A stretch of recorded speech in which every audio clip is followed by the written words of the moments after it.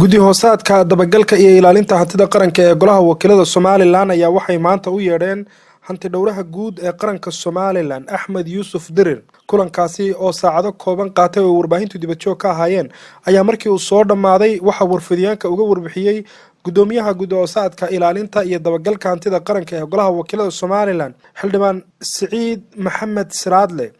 waxaanu ka warbixiyay waxyaabihii ay ka wada hadleen isagoo badka soo dhigay in 14 hay-adood oo ka tirsan xukuumadda Somaliland oo uu hanti dhowrka guud ee qaranka Somaliland uu baaris ku sameeyay inay u soo gudbiyeen guddidaasi hanti dhowrku. hadaladiisina waxaa ka mid ahaa waxaan u yeedhnay hanti dhowraha guud waxaanu ka wareysanay xisaab xidhka guddidayadii oo wada fadhida hanti dhowrahana waxaanu ka weydiinay wixii su'aal aanu qabnay haddii eeba idmana guddidu waxay dib uga fadhiisan doontaa waraysiga aanu la yeelannay iyo kormeeradii aanu ku soo marray waxaanuna wixii warbixina si toosa u wada wadaagi doonaa xafiiskiisa haddii la yidhaahdo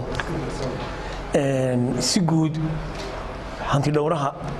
dhowre Axmed iyo agaasime Cali oo la socda labadaba aad iyo aad baan ugu mahad celinaynaa sidii faahfaahsanayd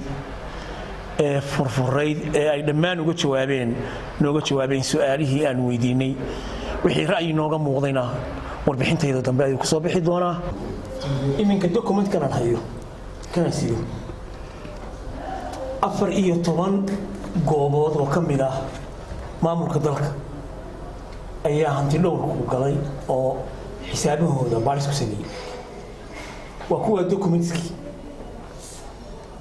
nidaam ahaan golahana ka wakiila ummadda si toos ah ay noogu soo gudbiyeen 14ka iyagoo waxba ka qarin maamul xumo meeshay ka jirto meeshay ka shakisan yihiin musuqmaasuq ka dhacay ay ku hayaan meesha ay waxay leeyihiin laga toosiyo dhammaan iyagoo dhammaystiran yani mararkii hore ma dhici jirin wadooyinka hore ma jiri jirin in golaha sidaas oo kale inta loogu soo gudbiyo la yiraahdo waxa taagan toos bay noogu soo gudbiyeen ma jecel iminka inaanu banaanka soo wada dhigno oo waxaan ka wada tashanayno laakiin waan uga mahad celinayaa marka waxaan saxay qodobka ah dadweynaha anaga ka wakiila annagana sidana loogu keenay dhankiisa Axmed Yuusuf Dirir hanti dhowraha guud ee qaranka Somaliland ayaa isaguna waxa uu ka hadlay kulankaasi ay la qaateen guddi hoosaadka ilaalinta iyo dabagalka hantida qaranka ee golaha wakiilada Somaliland hanti dhowrahana waxa hadalkiisii ka mid ahaa dhinacna waxaanu kaga wada jirnaa xagga oversight-ka iyo wax wada eegista dhinacna waxaanu kaga jirnaa in ayagu haddana annaga san shaqada u wadno nasiib eegaan runtii aad baan ugu mahadnaqaynaa sida ay su'aalaha dhiibka ama qotada dheer noo weydiinayeen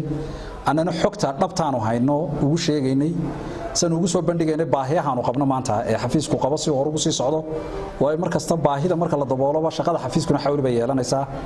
runtii baahiyihii wixii aan u soo dhignayna si wanaagsan oo waxay uga jawaabeen positive in hawlaha wax nagala qabanayaan waan ugu mahadnaqaynaa wixii dambe shaqana waan isugu soo noqonaynaa saasaan ku wada shaqeynaa insha Allah ta'ala marka baahi loo qabay bulshadu u qabtay inuu baahinaa marka meesha baaristeeda aanu si kale ugu tala galno marba marka baahiso xogahaaga aanad wada helaynin ujeedadu waxa weyn markaa inaanu markay duruuftu tahay inaanu baahino marka aan haynaa baahin marka wax xeeroon ugu khasbaana ma jiro Boqor Axmed Cabdi 5TV Hargeysa.